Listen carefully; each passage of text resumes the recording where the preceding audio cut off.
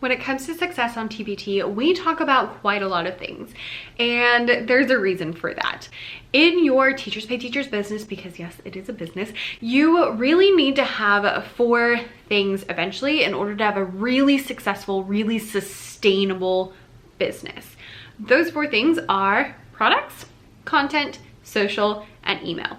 These 4 things all work together, and they all work differently in order to help your shop do the best that it can. And if you have all 4 of them, it will really help you to have a sustainable, reliable business for years to come. So in this video, we're gonna talk about all 4 of these, how to get them, how to get started, what counts as each one, and it's gonna be a great time.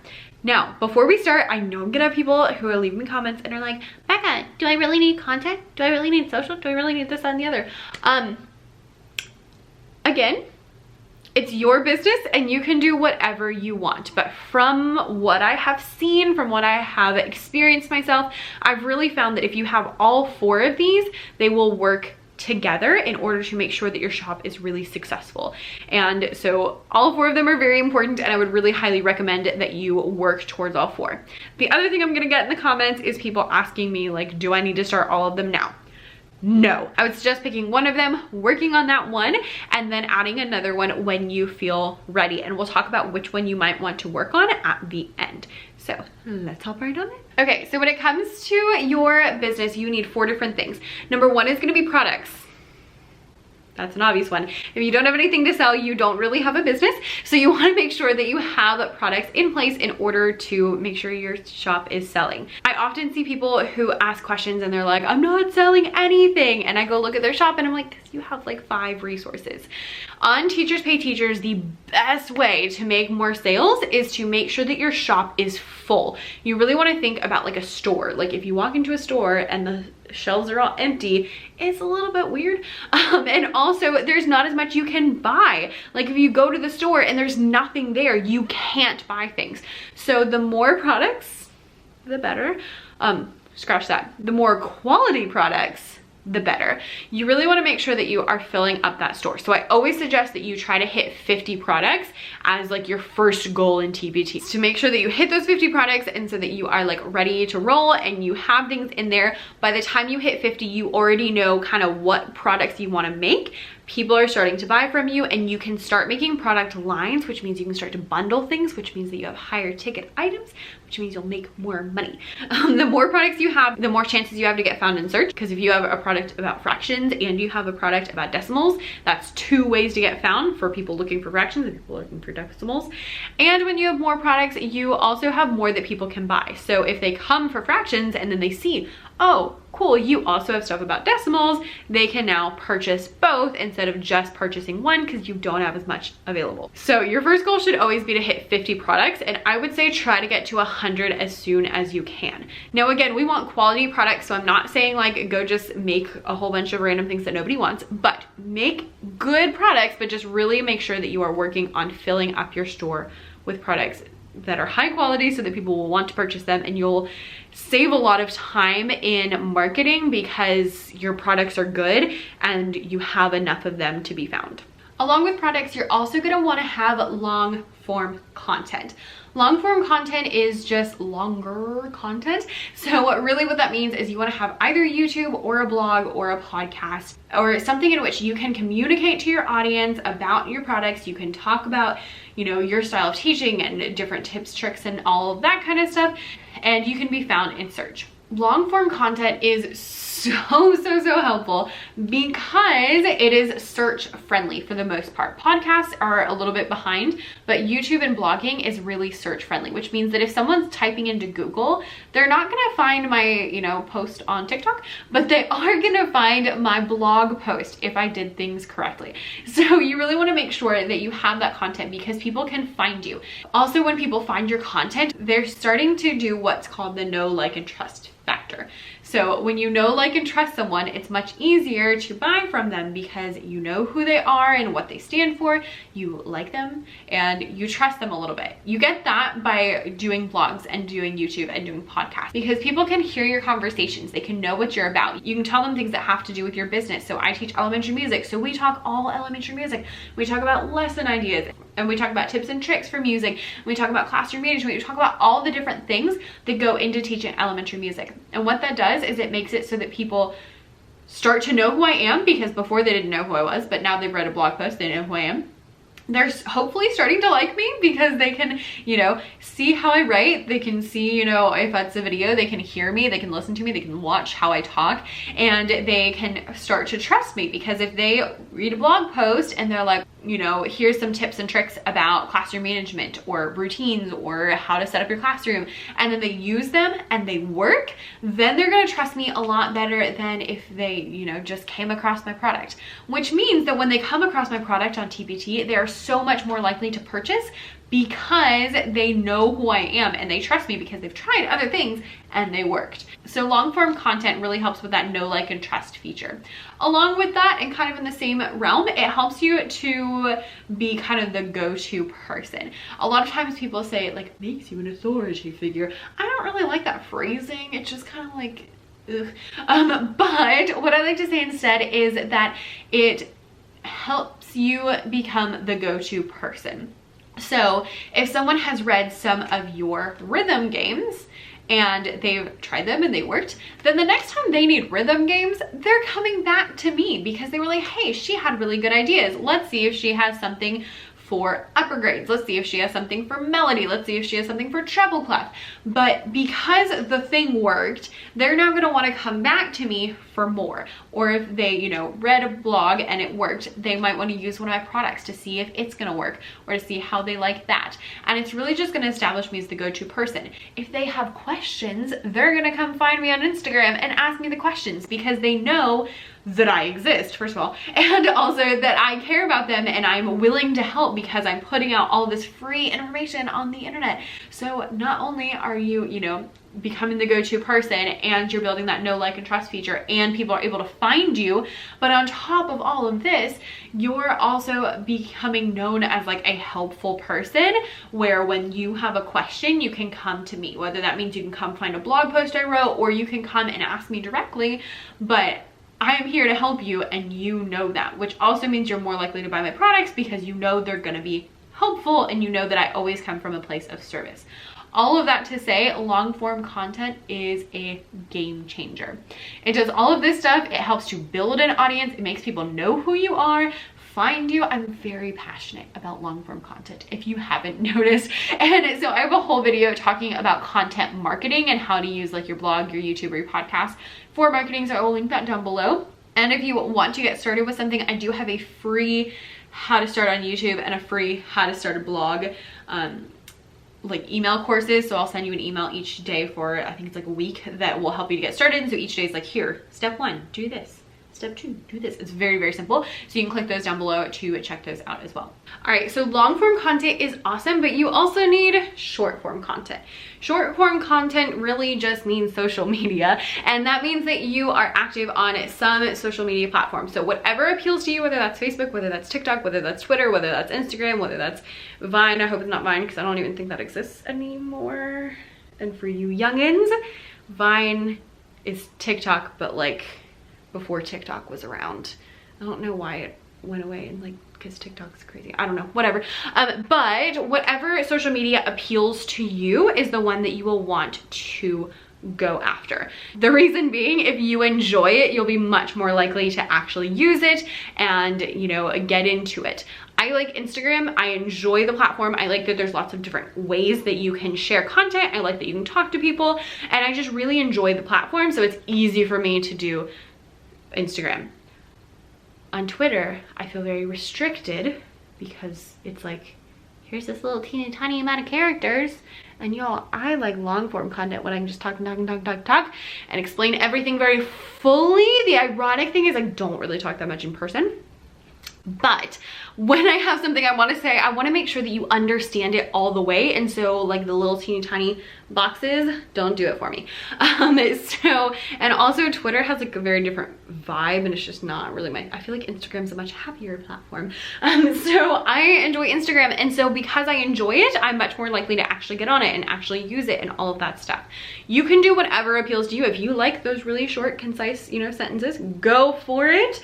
But whatever appeals to you is what you want. The great thing about teachers is that they are everywhere, and so whichever one you want to do, there will be teachers there. The benefit to short form content is that people, again, it's another way that you can be found, because you can find people on Twitter, you can find people on Instagram, but the main benefit is that people can talk to you through the DMs, and you can interact with them, you know, in comments, and that they can follow you. So on a podcast or a YouTube channel, you can follow those. On a blog, there isn't a follow feature, but honestly, like, nobody does that anymore, so it's a little bit more complicated. But on Instagram, people can follow you, so if they want to know your content, they can. However, you do have to deal with algorithms, and you have to deal with lots of that kind of stuff. So just because you have somebody on Instagram does not mean they're seeing your content. Actually, a very small percentage of your audience is seeing your content, which is really frustrating. So between that and the short lifetime that any social media post has, I really push for that long form content being more important. But social media is also helpful. You can tell people things in real time. So like if you have a new product, you can let them know immediately. If you have something on sale, you can let them know immediately. If you have, you know, you can show them what you're working on. You can show them behind the scenes. They can kind of get to know you as more of a real person, because especially like blogs or podcasts are like very, you know, formal. They're really nice, and you know, you have, or like even when I do YouTube, like I went up and I like, it's summer and I went and did my makeup for all of you people. And so even though, yeah, you can kind of see the behind the scenes, on Instagram, I show up without any makeup on and we chit chat, and like it's much more chill on social media than it is in long form content. So the ability to actually like communicate with people in time and have them subscribe or follow you really helps with social media, and being able to actually like directly talk to people is really helpful.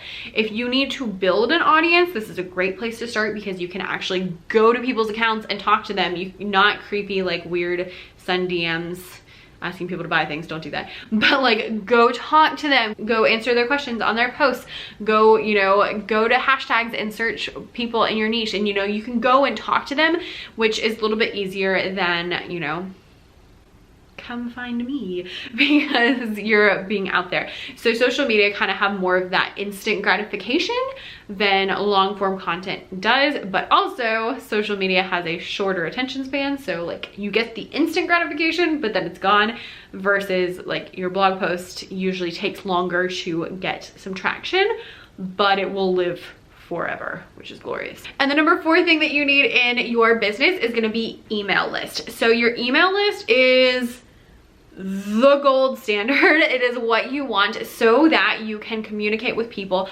on your own terms, because emails don't have algorithms. So people are much more likely to see something you send in an email versus something that you post on social media.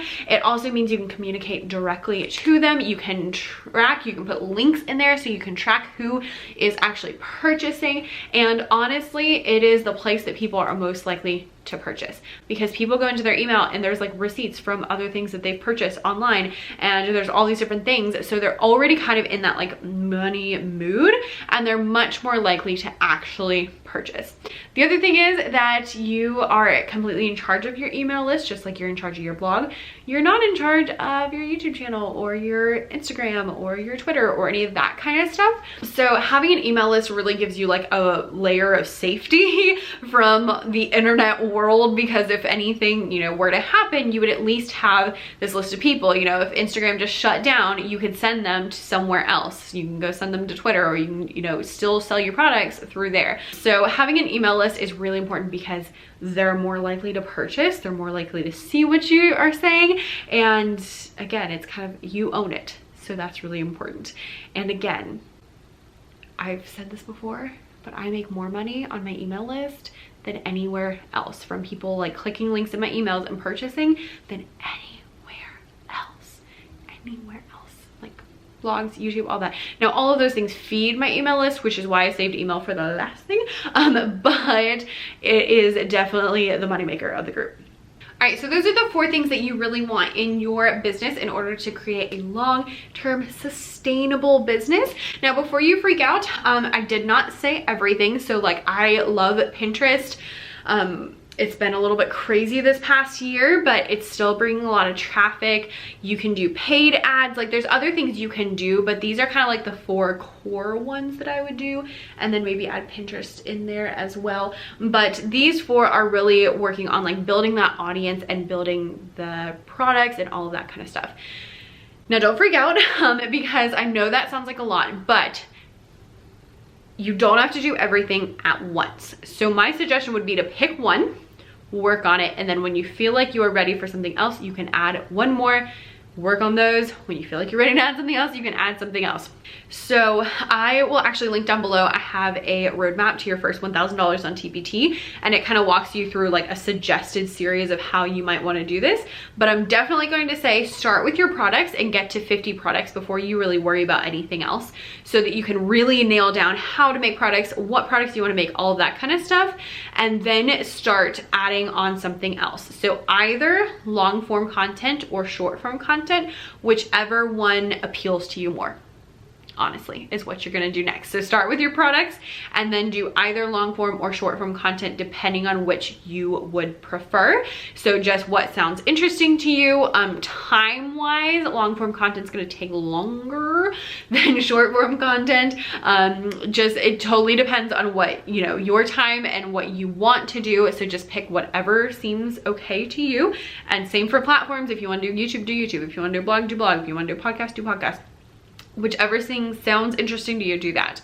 Then after that, I would add in your email list as soon as you feel like you can. The reason I would wait is because even though I think it's kind of the most important, the thing about email lists is that you need something to drive traffic to your email list. So if you don't have long form or short form content, you can't tell anybody about your email list, so they don't know to sign up.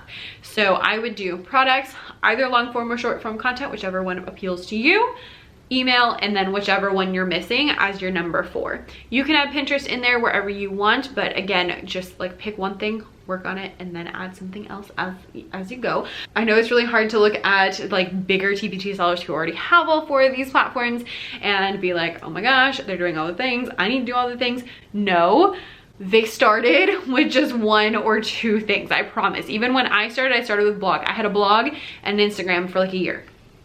And then I added TPT, and then I added, you know, all these different things. I think I did like 6 months and then worked on my email list, and then 6 months in TPT. I don't know, whatever. The point being that it didn't all happen overnight, and it didn't happen at the same time. So if you are sitting there and you're like, I need to work on something, what do I need to do next? This is kind of your plan. Click down below for the roadmap to see like a suggested series of like when you should do what and some more information about each of these different things. And if you're still confused or still have questions, I would also recommend the video that's called what to focus on next, and it's going into your analytics to see what you need in order to figure out what you should focus on and spend your time on. But again, don't stress out. Do one thing. When you feel ready, add something else. When you feel ready, add something else. But I want you to already be thinking that in the long term, your goal is to have these 4 things so that you have a really sustainable business. Because again, all 4 of them are really helpful, but they all 4 work completely differently. So it's not a question of, should I do an email list or an Instagram? Or should I do Twitter or YouTube? Like, they're completely different things and they have different functions. And that's why I wanted to break down in this video that you want to make sure that you have kind of one from each pot, because they're totally different. They have different, you know, pros and cons and all of that kind of stuff, but they have different functions. And so you really got to focus on the function before you decide which one you want to do. If you have any more questions, leave them down below, and I would love to know what you are working on. If you have all 4 of these things, if you have 2 of these things, only 1 of these things, are you still working on products? Like, let me know in the comments. And if you have any questions, leave them down below. Thanks so much for watching, and I will see you next time. Oh, and if you made it to the end, don't forget to hit the subscribe button. Okay, bye.